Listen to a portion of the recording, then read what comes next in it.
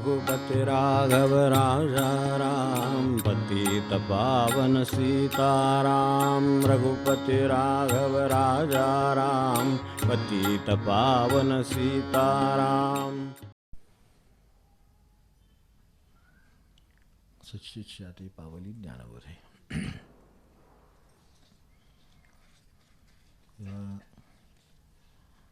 ते पावायला कधीही तयार आहेत. शिष्य व्हायला कोण तयार आहे हा प्रश्न. शिष्य व्हायला तयार आहेत, त्याच्या आधी काही शिष्य व्हायलाच तयार नाहीत. इथपासून सुरुवात आहे. असं काही असतं याची जाणीव नाही. इथपासून क्रमाक्रमाने पायरीनं वर गेलं की शिष्य आणि सत्शिष्य असे शेवट शब्दावर येऊन शेवटी थांबायला होतं. आणि मग सत्शिष्या ते पावली, सत्शिष्य सत आणि शिष्य म्हणतात त्यावेळेला तर त्याच वेळेला शिष्य नुसतेच नाही, असंच शिष्यसुद्धा असले पाहिजेत. तो उघड गेल्या वेळेला आपण थोडा विचार त्याचा केला की आपण याचा विचार पुढच्या एका आठवड्यानंतर मग करू असं म्हटलं. तर असंच शिष्यही असलीच पाहिजेत.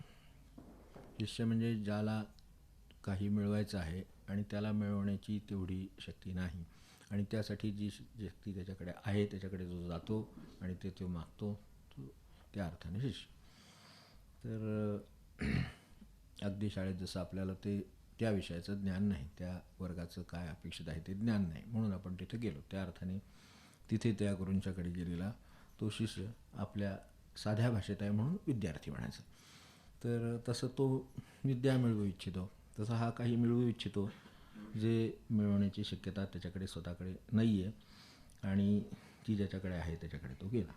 आता त्यात सत आणि असत शिष्य का निर्माण झाले. सत शिष्या ते पावली, नुसतं शिष्या ते पावली म्हटलं तरी चालण्यासारखं आहे, पण तसं होत नाही. कारण शिष्याचा सत्शिष्य किंवा असत शिष्याचा शिष्य आणि शिष्याचा सत्शिष्य असं व्हायला काहीतरी व्हावं लागतं अजून. त्यातल्या तो शिष्य मुळात कशाचा आहे, गिराईक कशाचं. महाराजांचं जसं म्हणले हिंगजिऱ्याचे गिराईक, ते बरोबर आहे. एकी अर्थाने त्यांना काय हवं आहे हा प्रश्न आहे. जातात तिथं सगळंच मिळतं.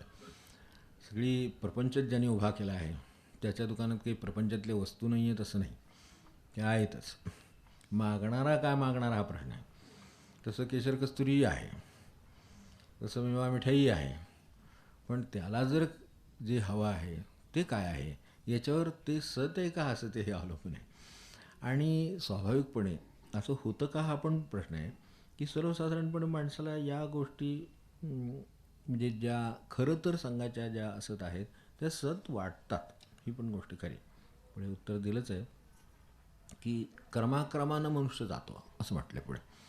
ते बरोबर आहे, कारण मनुष्याला एकदम सच्ची ओळख नसते.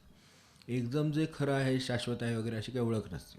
तो इतक्या अशाश्वत जगात वावरत असतो की त्याच्यातलं अशाश्वत हेच शाश्वत आहे अशी त्याची समजूत आहे. त्यामुळं आपण आपल्यापुरतं बघितलं तर एक समजा प्रतिष्ठा आहे, काय मान आहे, मान्यता आहे, काय जे आहे ते खरं वाटतं. मान खरा वाटतो, अपमान खरा वाटतो, पैसा खरा वाटतो. ते हे खरा वाटतो याचा अर्थ ते सत वाटतं. तर ते सत असतमध्ये थोडासा फरक करताना थोडा आपल्याला एक एक 2-4 ओळीचा त्रास देतो की असत म्हणून आहे का ते. प्रतिष्ठेला किंमत नाही आहे का, तर आहे. मानाला किंमत नाही का, तर आहे. अपमानाला त्याची स्वतःची किंमत आहे की नाही, आहे. पण ते पुन्हा घटकेत मानाचा अपमान, प्रतिष्ठेची अप्रतिष्ठा हे होणारी गोष्टी आहेत. म्हणजे याचा अर्थ त्या बदलणाऱ्या गोष्टी झाल्या, त्या बदलत आहेत. तर या अर्थाने ज्या टिकत नाहीत, ज्याला आज सत्यत्व दिसतं, अनुभवायला येतं, पाणी म्हटल्यावर पाण्यात बोट घातली की गार आहे, गरम आहे, अनुभवायला येतं, त्याबद्दल काही प्रश्न नाही. तो अनुभव खोटा नाही. त्यांनी अनुभव घेतला आहे. बाहेर प्रतिष्ठेची किंमत बघितली आपण, त्याला मान आहे हे आपण बघतो. प्रतिष्ठित मनुष्य आला आता 4 माणसं बाजूला सरकतात. त्याचं कारण का, तर त्या प्रतिष्ठेची किंमत आपल्याला दिसून येते. त्यामुळं तिचं महत्त्व वाटतं किंवा ती सत वाटते. तर आता क्षणभर आपण विचार करून बघावा की हे जे काही समोर दिसतं आहे ते सत वाटतं, तर ते सत आहेही. म्हणून जे खोल गेले, जे आपल्याला शब्द थोडा तांत्रिक असला तरी आपण समजून घ्यावा आणि पुढे जावा अशी विनंती आहे, त्याला ते मिथ्या म्हणले. म्हणजे ते आहे पण नाही म्हणतो. प्रतिष्ठा आहे पण सत नाही आहे म्हणावं तर प्रतिष्ठेलाही आहे. समजा आता आपण म्हणतो ओळखीनं कामं होतात, म्हणजे ओळखीला प्रतिष्ठा आहे की नाही, ओळखीला किंमत आहे की नाही, तर आहे. ओळखीवर माणसाची कामं होतात, मग ओळखीला नाही कसं म्हणता येईल, किंवा संबंधात नाही कसं म्हणता येईल, घडणाऱ्या गोष्टीला पाऊस पडतोय नाही कसं म्हणता येईल. पण तो पडत नाहीसा पण होतो, तो नसतो पण असतो पण, अशापैकी आहे. हे आहे, त्यावेळेला तो पडतो, त्यावेळेला अंग भिजतं की नाही भिजतं, म्हणजे पाऊस असतो की नाही असतो. पण हा असाच असतो का तर नाही, तो चक्रवत कधी असतो. बरं, धर सरळ चक्र म्हणावं तर चक्र काही राहिलंच नाही आता. आता त्याला वाटेल तेव्हा तो येईल, त्याला नाही वाटेल तेव्हा येणार नाही. सगळंच तसं आहे आता. नंतर हे सगळंच असं आहे तर मग ते म्हटलं तर आहे, म्हटलं तर नाही आहे. तर मग आता ह्याच्यातलं आपल्या दृष्टीनं याला काय म्हणावं मग? हे म्हटलं तर अनुभव देतं, आणि म्हटलं तर स्वाधीनही नाही, आणि म्हटलं तर ते येईलच असंही नाही. पूर्ण आवर्षणाचे वर्षही आपण पाहिलेली आहेत, काहीही झालं नाही असे आवर्षणाची वर्ष गेली, किंवा ह्या प्रतिष्ठा आहे ठीक आहे, पण त्याची मर्यादा झाली की मागे म्हटलं तसं ते एक जिल्हाधिकाऱ्यांची प्रतिष्ठा आहे, किंवा काय कुठले अधिकारी आहेत त्यांची प्रतिष्ठा आहे, ते काय ही आहे, जे काय सर्कल आहे ते काय, जे काय सीमा आहेत तिथपर्यंत प्रतिष्ठा आहे. तिथून पुढे काय म्हटलं तर ओळखत नाही, सांगून काय उपयोग होत नाही. तिथं कोणी ऐकेल असं नाही, कारण ती मर्यादेचं जी काही त्याची भौगोलिक मर्यादा आहे ती घालून दिलेली आहे. तिथे स्वामित्व आहे, तिथे काहीतरी सत्ता आहे, तिथे प्रतिष्ठा आहे, सगळं आहे. तिथेपर्यंत मनुष्य सल्यूट करणार, मान्य. पलीकडे गेलं की काय होणार? पलीकडे गेलं की आपण कोण, आपल्याकडे पास आहे का, अमका आहे का, एंट्री कशी आला, तुम्ही आला कसे, सगळं विचारणं. या पातळीवर इथं आणखी मोठ्या पातळीवर राज्याच्या, त्याच्या पुढच्या पातळीवर आणखीन देशाच्या, त्याच्या पलीकडे गेला की तुम्ही कोण, पलीकडे आत प्रवेशच देत नाहीत. म्हणजे ज्याला इथं मानमान्यता आहे त्यालाच दुसऱ्या ठिकाणी प्रवेश नाही, ओळख द्यावी लागते. त्या ठिकाणी कोणाचा तरी मग फोन यावा लागतो, तेव्हा मग ओळख पडते, किंवा निदान मानली जाते. मानली गेली तर गेली ती सुद्धा. म्हणजे याचा अर्थ आता ती प्रतिष्ठा आहे म्हणायची का नाही म्हणायची, तर ती आहे पण ती सापेक्षपणे खरी आहे. जिथून पाहाल तिथून जशी दिसते तशी ती दिसत राहणार. वर गेला तर ती कमी झाली, तिथे खाली राहिलात, जिल्ह्यात राहिलात तर ठीक आहे, तिथे ती खरी आहे. जिल्ह्याच्या बाहेर गेलात तर खरी नाही. आता तुम्ही तर तिथेही होता इथेही आहे, म्हणजे ह्याच्यात तसं म्हटलं तर माणूसच बदललेला नाही आहे, तर ती प्रतिष्ठेचं परिमाण बदललं. आत आल्यावर ती आहे आणि बाहेर गेल्यावर नाही. आता मनुष्य आत आल्यावर आहे आणि मनुष्य बाहेर गेल्यावर नाही असं झालं आहे का? आता मनुष्य आहे, मनुष्य आतही आहे आणि बाहेरही आहे, फक्त प्रतिष्ठा तेवढी आहे आणि तिथं ती नाही आहे. इथे मान आहे, तिथे मान नाही आहे.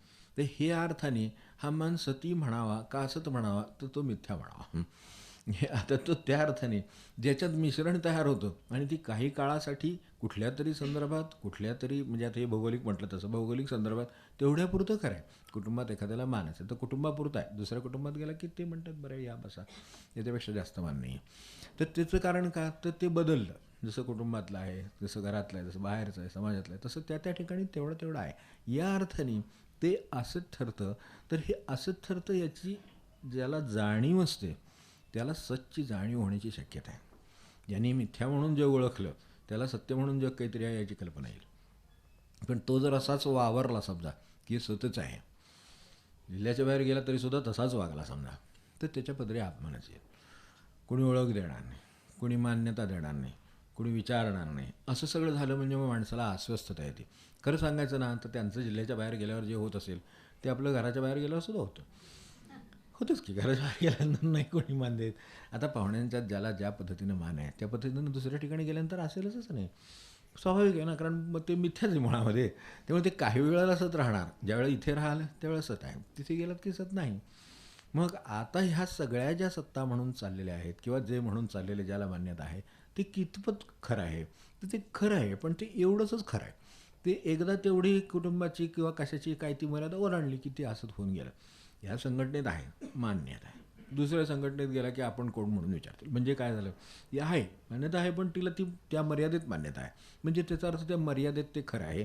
त्या बाजूनं पाहिलं तर खरं आहे, त्या अपेक्षेनं म्हणजे जे काही पाहतोय त्या दृष्टीनं पाहिलं तर खरं आहे. कुटुंबाच्या अपेक्षेनं पहा, जिल्ह्याच्या अपेक्षेनं पहा, कशाने पहा, त्या दृष्टीनं खरं आहे. पण हे जर लक्षात ठेवून हा इथंही वागला, कोणी असेल ते ज्या ठिकाणी, ते जर इथे असे वागले की अरे ह्या पदवीला प्रतिष्ठा आहे, ह्या पदाला प्रतिष्ठा आहे, काय मान्यता आहे, काय ते आहे आहे म्हटल्यावर त्याचं काहीतरी करायला पाहिजे, हे पण खरं आहे. त्यांना का आली असं आपण विचार करू क्षणभर. कुटुंबात सुद्धा त्याला प्रतिष्ठा आली का, त्या शब्दाला एखाद्याच्या किंमत असते, कुटुंबात एखाद्याच्या शब्दाला किंमत आहे त्याप्रमाणे बाकीचे वागतात. त्या शब्दाला किंमत का आली तर त्याचं काहीतरी त्याच्यामागं कारणीभूत काहीतरी असणारच ना गोष्ट. म्हणजे ते त्यांनी तेवढा कदाचित त्याचा अनुभव त्याचा कारणीभूत असेल, वय कारणीभूत असेल किंवा त्याची एक बुद्धी कारणीभूत असेल, त्याचे निर्णय बरोबर ठरत असतील, काहीतरी त्याच्या मागं असलं पाहिजे. म्हणजे हेही मिळवण्याला काहीतरी किंमत आहे. फक्त तीच किंमत दिल्यानंतर ते जे मिळालेलं आहे ते मिळालेलं तसंच आहे असं म्हणून जर चाललं तर दुसऱ्या कुटुंबात किंमत नाही. ते काय म्हणते ते तुमचं तुम्ही आहे का, आमच्या कुटुंबात ह्यांचं चालतं मग त्यांचंच चालतं, तिथं आपलं काय चालत नाही. म्हणजे ह्याचा अर्थ हे मिळवण्याची पण एक दिशा आहे, मर्यादा आहे. का मिळवावं हे पण आहे, त्याला खरेपण आहे. पण ते खरेपण संपणार आहे कधीही. समजा दुसऱ्या कुटुंबात गेलो तर ती खरेपण असणार नाही, दुसऱ्या जिल्ह्यात गेलो तर खरेपण असणार नाही, हे लक्षात ठेवून जो आपल्या जिल्ह्यात वावरतो तो खरा म्हणायचा. आपल्या कुटुंबात ती किंमत आहे म्हणून तो आपल्या कुटुंबात वावरताना सुद्धा ती किंमत ओळखू नये की मी आज कुटुंबात आहे म्हणून हे ठीक आहे, हे ऐकणारे आहेत, अनुभव आहे, ह्यांच्यापेक्षा जरा जास्त असेल, काही सत्ता जास्त असेल, काही आपला निर्णय बरोबर असतील म्हणून किंमत आहे. पण सर्वसाधारण बाहेरच्या कुटुंबात जर किंमत राहत ना जगाच्या दृष्टीनं काय किंमत राहावी मला सांगा. तिथे कोण ओळखणार आणि कोण मान देणार, नाही देणार. म्हणजे ह्याचा अर्थ आपल्यातल्या ह्याची किंमत ओळखली त्यांनी. फक्त जगाची किंमत ओळखणं हे शिष्याचं लक्षण आहे की जगाची बरोबर किंमत ओळखली आहे. जगाला किंमत नाही असं कोणीच म्हटलेलं नाही. जगाला मायाला किंमत नाही म्हटलं तर आपल्याला स्वतःलाच अस्तित्वातच राहणार नाही. आपण अस्तित्वात आहोत देहाने, याचा अर्थ त्याला काहीतरी किंमत आहेच. त्याला ताण आहे, भूक आहे, प्रत्येक गोष्टीला किंमत आहे. ते मिळवण्याला पण किंमत आहे. पण ते मिळवण्यानंतर हे संपतं असं मानण्याला मात्र काही किंमत नाही. हे संपल्यानंतर खरं काम सुरू होतं माणसाचं. हे तर ठीकच आहे, हे ह्यांनी मिळवलं, यासाठी काही त्यांनी बुद्धी वापरली, शक्ती वापरली, त्यांनी काही अनुभव वापरला, त्यांनी कोणी पदवीची किंमत आहे. समजा पदवीसाठी अभ्यास नाही केला म्हणजे ती खरी आहे तितपत त्यासाठी ते करावंच लागतं, त्याच्याशिवाय ती मिळणार नाही. किंवा हे जे काय अनुभवाने मान्यता आली ती मान्यता त्याच्याशिवाय मिळणार नाही. म्हणजे त्यासाठी जे करायचं ते करावं लागेल.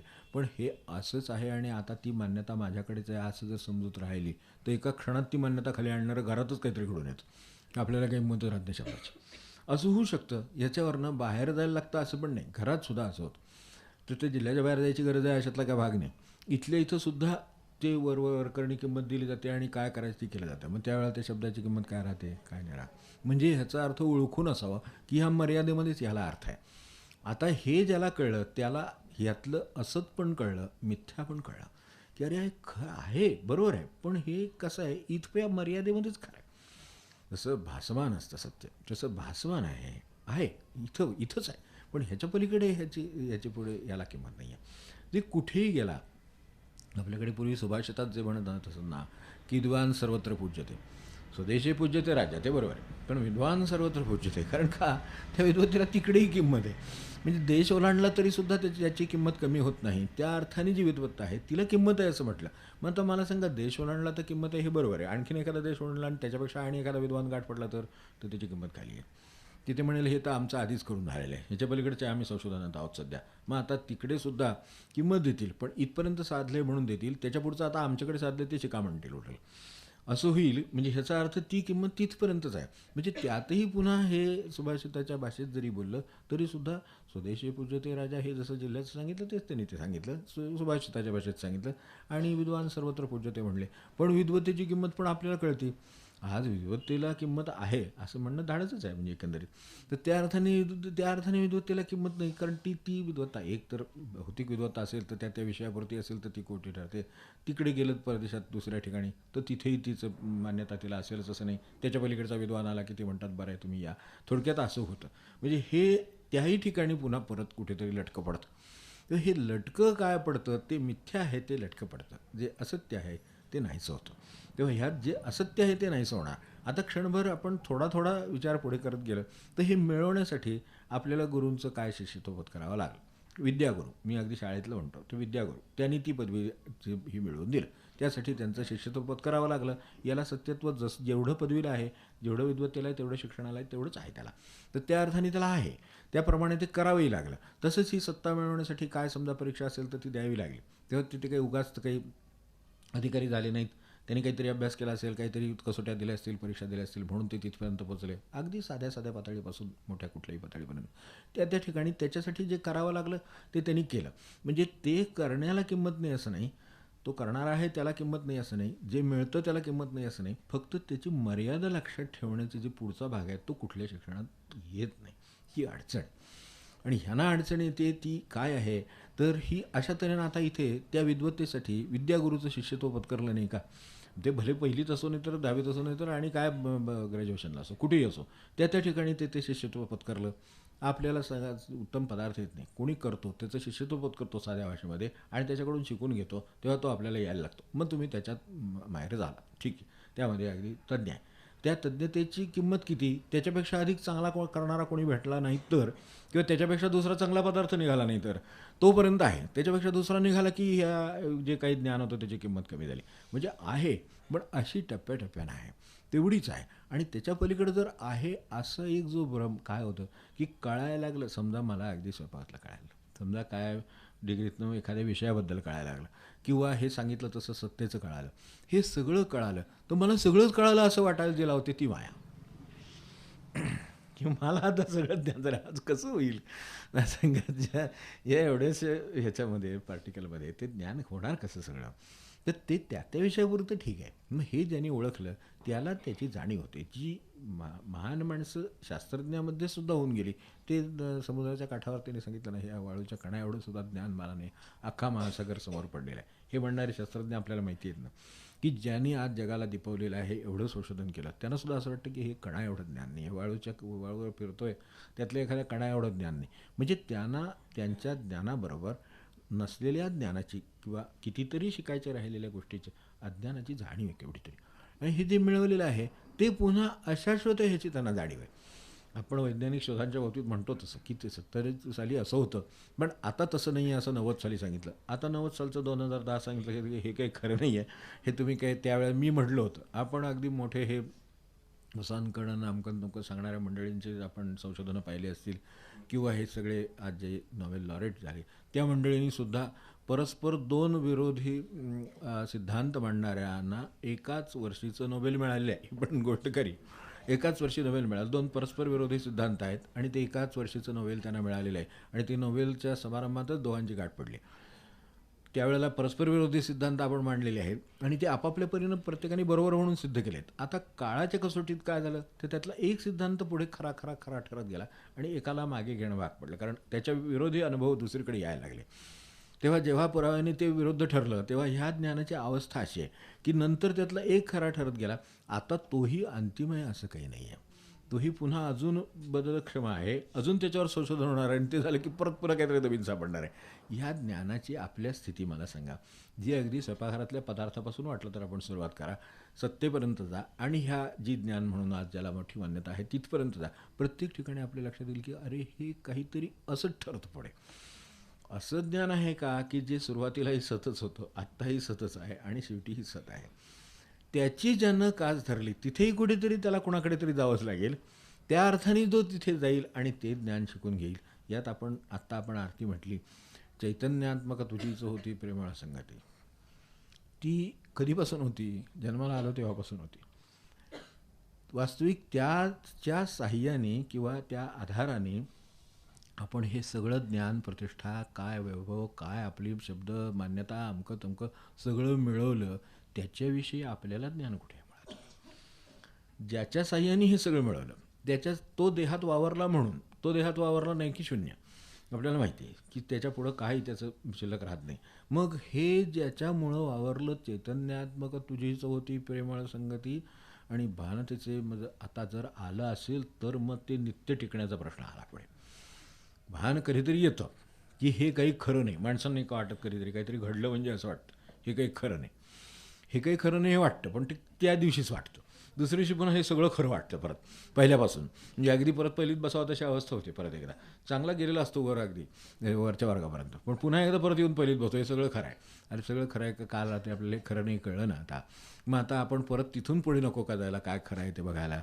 पण ते तसा जात नाही.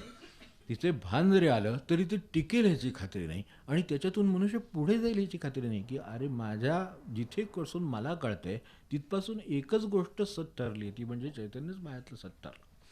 तेव्हा खरं सांगायचं तर मी ज्ञान करून हे सगळं मिळवावं हे तर खरंच आहे, कारण ह्याच्याशिवाय प्रपंचाच्या गोष्टी चालायच्या नाहीत, व्यवहार चालायचा नाही, साधं स्वयंपाकपाणी चालायचं नाही. मग हे सगळं जर चालायचं नाही, आपलं प्रपंचाचे नोकरे कामं चालायचे नाहीत, पण हे जर मी खरं मानून बसलो तर पुढे फसेल नंतर. मग ते जगती नाही कोणी काय प्रेमळ वगैरे ते जे येतं ते त्याच्यामुळे येतं की ह्यातलं खरंच कोणच नाही असं लक्षात येतं. आणि ते मात्र तुमचं काहीही हो, तुम्ही मानमान्यता झाली म्हणून काही चैतन्याची सोबत गेली किंवा आली असं नाही, आणि तुम्हाला अपमान झाला म्हणून ती गेली आली असंही नाही. ती शाश्वतच आहे. म्हणजे मग मिथ्याही नाही, असतही नाही, आणि शुद्ध सत काय असेल तर फक्त तेवढंच चैतन्य राहील. आता प्रश्न असा आहे की हिची जाणीव कशी होईल आणि कोणाला होईल. आता ते शिकायला जसं कोणाची तरी कास धरावी लागलेली विद्यागुरू आहे. एक काय विमान विद्या आहे, चालवायचं आहे, तर कोणाची तरी वैमानिकाची किंवा त्या इन्स्टिट्यूटची काय असेल ते त्यांचे शिष्यत्व नको का घ्यायला, त्याच्याशिवाय ते आपल्याला शिकायला मिळेल का. शिष्यत्व ह्या भाषेमध्ये नसतं, ट्रेनिंग या भाषेमध्ये असेल, पण ते घ्यावंच लागतं. तर तशा तऱ्हेनं ते घेतल्यानंतर आपल्याला ते ज्ञान प्राप्त झालं. आजपर्यंत आपल्याला जे म्हणून ज्ञान म्हणून काही डोक्यामध्ये असेल त्यातल्या प्रत्येक ज्ञानाची आपण तपासणी करावी. फार क्वचित असं ज्ञान असेल 5% जे आपल्याला काही स्ट्राईक बीक झाला असेल, इंट्युटिव्ह एकदम असं काहीतरी असेल, नाही असे म्हणते, पण सर्वसाधारण 99% ज्ञान कोणीतरी काहीतरी केलेलं आपण पाहिले, कुठल्या तरी पुस्तकात वाचले, कोणीतरी आपल्याला शिकवले, स्वयंपाकघरात असो नाही तर बाहेर असो, जगात असो. अधिकारी झाले, आय एस झाले, तरीसुद्धा काय झालं, शेवटी इन्स्टिट्यूटला जाऊनच झाले ना, ती परीक्षा देऊनच झाले ना, ती कोणीतरी शिकवलंच ना, कोणीतरी ट्रेनिंग दिलंच ना, म्हणजे ह्यातूनच झालं. म्हणजे तिथे जसं त्याच्यासाठी असतसाठी मिथ्या गोष्टींसाठी सुद्धा आपल्याला गुरुची गरज लागली, तर सतसाठी गुरुची गरज कशी नसेल.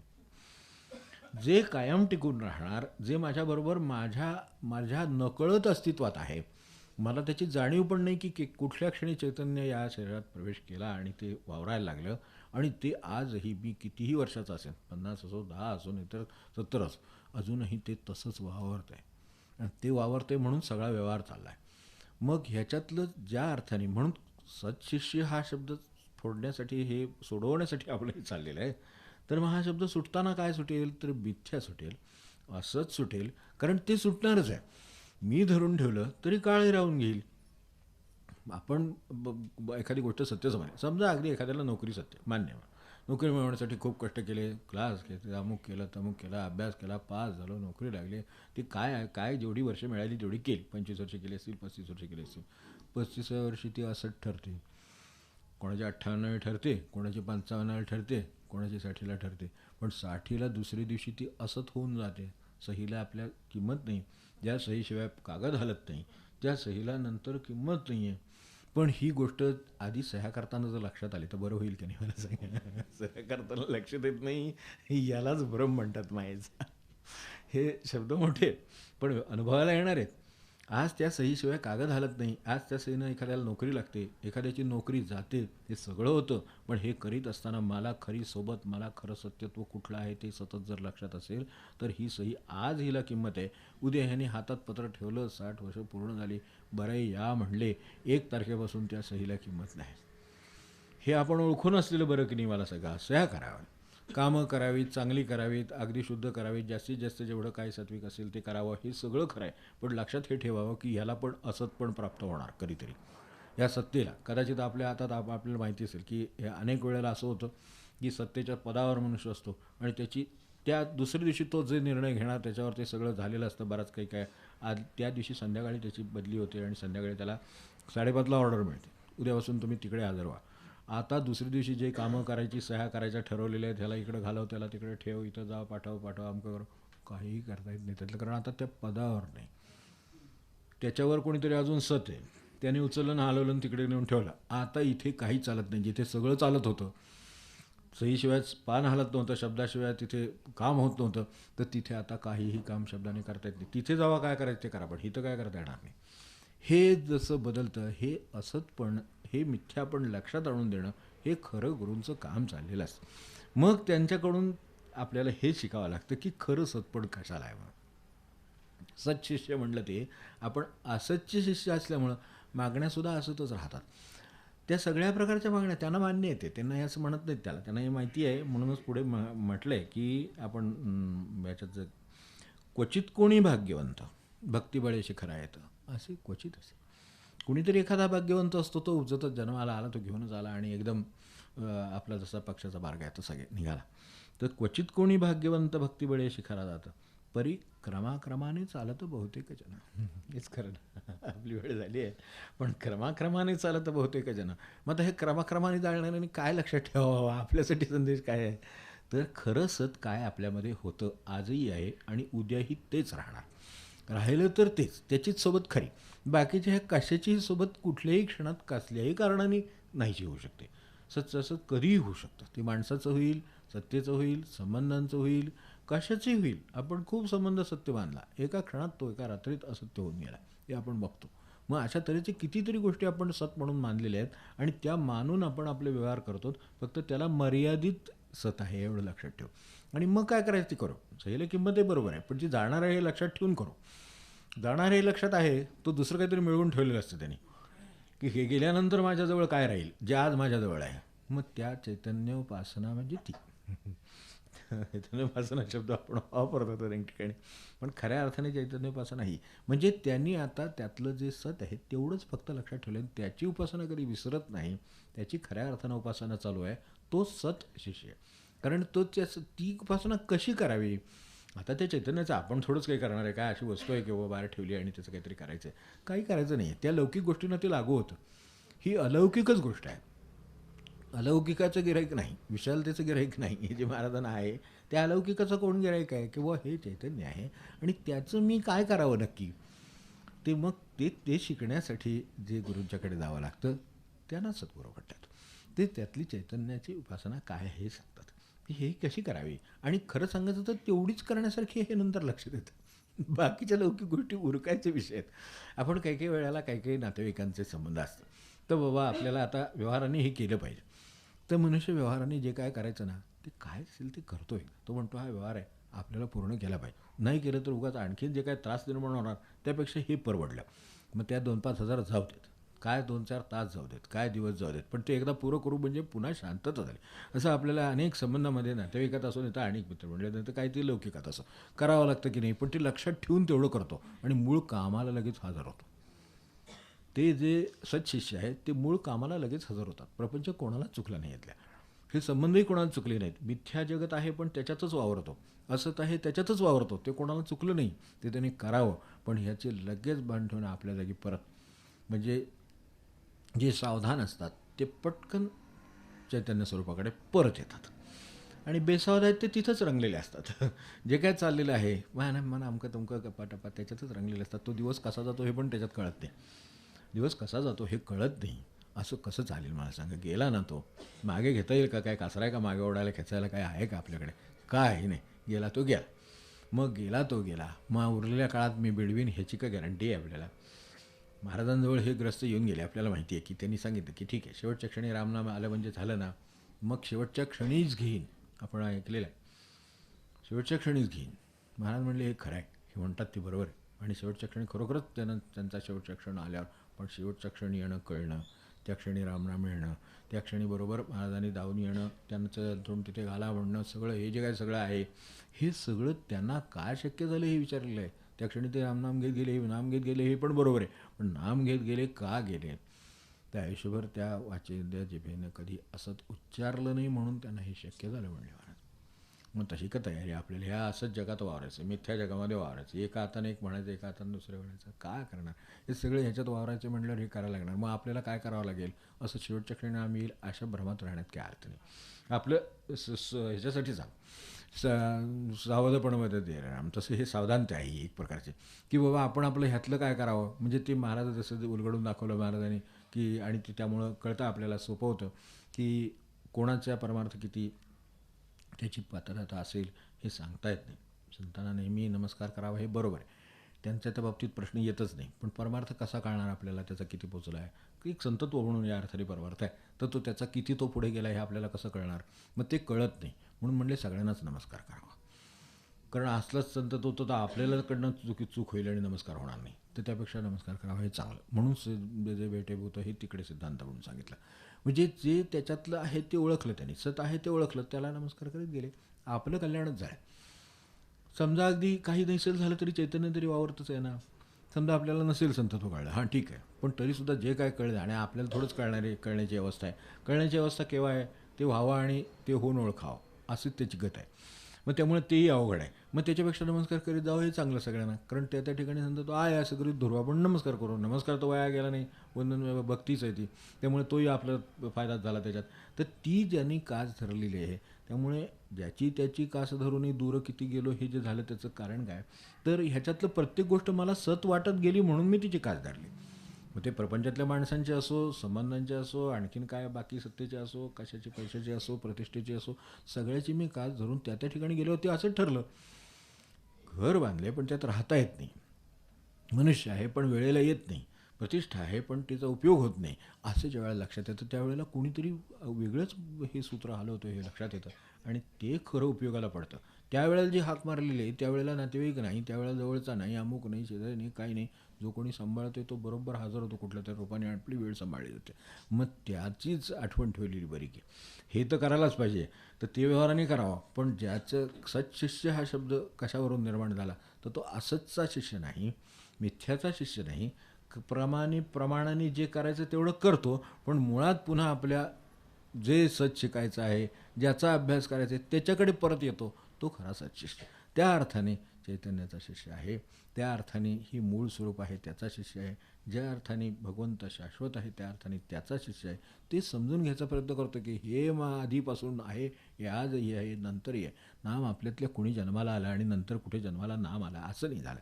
रामनाम ते तिथपासूनच आहे, शंकराचं नाव तिथपासूनच आहे, दत्तावरूंचं नाव तिथपासूनच आहे. ते माझ्या आधी कधी आहे तेही मला माहिती नाही, आज आहे तर मला माहीतच आहे आणि पुढे तेच टिकणार आहे. मी नाही एक वेळ या अर्थाने, देहाच्या अर्थाने तरी मी नाही, पण ते नक्की आहे. तेव्हा हे जे अशा तऱ्हेनं शाश्वत आहे त्याचं जो शिष्य आहे तो शिष्य आहे, सत्शिष्य आहे. त्यांनी त्याची कास धरली. तर आता आपल्या आयुष्यामध्ये आपल्याला याच्यासाठी कसा वेळ देता येईल, पुन्हा मूळ कामाकडे आपल्याला कसं जाता येईल. एखाद्या ठिकाणी ऑफिसमध्ये मनुष्य किंवा एखाद्या इंडस्ट्रीमध्ये मनुष्य काम करतो, एखादी गोष्ट नडलेली असते, त्याला हाक मारतो, तो जातो, ती सोडवतो, काय असेल ते मदत करतो, ते सगळं झालं की परत आपल्या कामावर येतो. तसं आपण आपल्या मूळ कामावर येतो का, हा रोजचा प्रश्न आहे फक्त, बाकी काही नाही.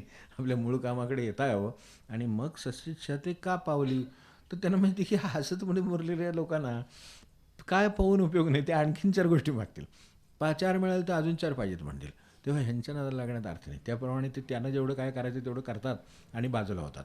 पण इथे मात्र ते ह्याला एकदा हाताला धरलेला आहे तर त्यांनी सांगितले तुम्ही कुठे जाल तिथे मी, जसं रमण म्हणले किंवा निसर्गदत्तांनी त्याच भाषेमध्ये उत्तर दिली, ज्या भाषेत विचारलं त्या भाषेत त्या लोकांनी उत्तर दिली.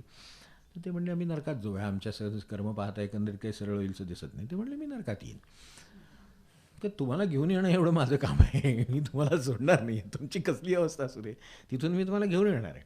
तेव्हा ते जसं रमण म्हणाले किंवा जसं निसर्गदत्त म्हणाले तसं हे आहे.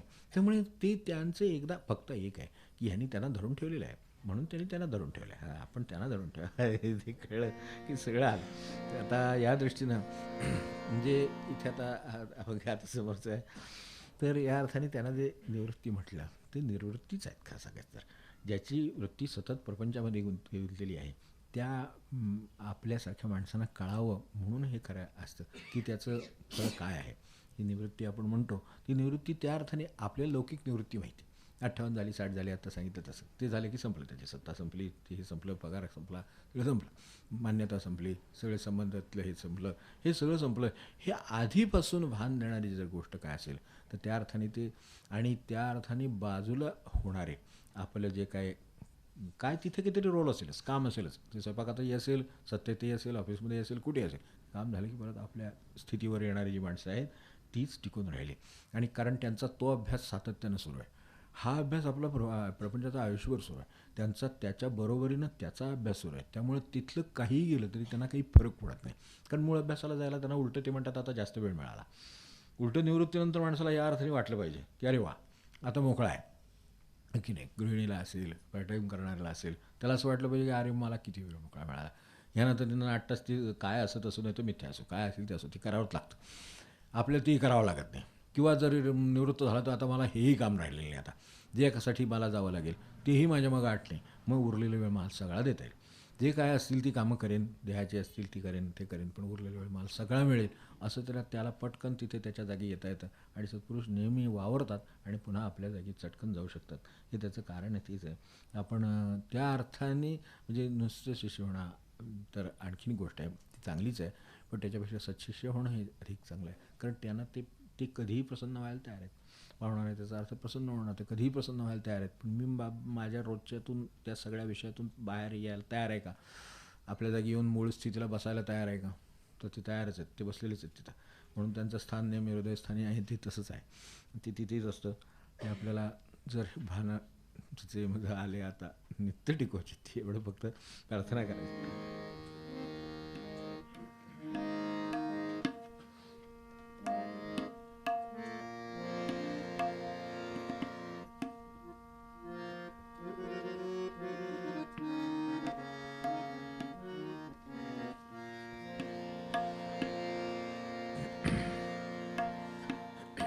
आत्ता जसं बोललो तसं हे सगळं खरं वाटत राहतं सारखं.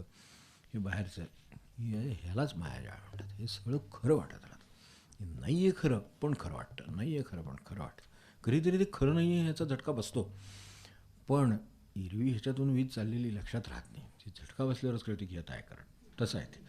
तर ते नाही लक्षात येत, काय करायचं? ह्या अर्थाने ते मायाजाळ आहे सगळं. पान 174 पद 262. तोडी मायाजाळ संकीर्तने संकीर्तने, वारंवार काय करावं लागतं? हे संकीर्तनानं म्हणजे पुन्हा पुन्हा हे सरत करत राहण्यानं, घोटत राहण्यानंच होत राहतं. नाहीतर तुम्ही गेलाच तो स्लीप. महाराज बाबा म्हणायचे ना नेहमी, स्लीप होतं म्हणायचे, पटकन सगळं भान निघून जातं. येतो एक क्षणी एकदम, ह्या हे खरं आहे बस, खरं आहे बस म्हणेपर्यंत खाली गेला की गेला. तोडी मायाजाळ संकीर्तने संकीर्तने, निवृत्तीचे फळ सकळ गोपाळ, निवृत्तीचे फळ सकळ गोपाळ. तोडी मायाजाळ संकीर्तने, तोडी मायाजाळ संकीर्तने संकीर्तने, निवृत्तीचे फळ सकळ गोपाळ, निवृत्तीचे फळ सकळ गोपाळ. भवजळ काया पंचतत्व माया, भवजळ काया पंचतत्व माया. भजन उपाया पंढरीराव, भजन उपाया पंढरीराव, पंढरीराव. निवृत्तीचे फळ सकळ गोपाळ, निवृत्तीचे फळ सकळ गोपाळ. तारक पंढरी प्रसिद्ध भीमतीरी, तारक पंढरी प्रसिद्ध भीमतीरी. हृदय चराचरी बोले वेदू, हृदय चराचरी बोले वेदू, बोले वेदू. निवृत्तीचे फळ सकळ गोपाळ, निवृत्तीचे फळ सकळ गोपाळ. माया मोह जाळ ममता निखळ, माया मोह जाळ ममता निखळ. सेविता सकळ होय हरी, सेविता सकळ होय हरी, होय हरी. निवृत्तीचे फळ सकळ गोपाळ, निवृत्तीचे फळ सकळ गोपाळ. तोडी मायाजाळ संकीर्तने, तोडी मायाजाळ संकीर्तने संकीर्तने. निवृत्तीचे फळ सकळ गोपाळ, निवृत्तीचे फळ सकळ गोपाळ, निवृत्तीचे फळ सकळ गोपाळ. जानकी जीवन स्मरण जय जय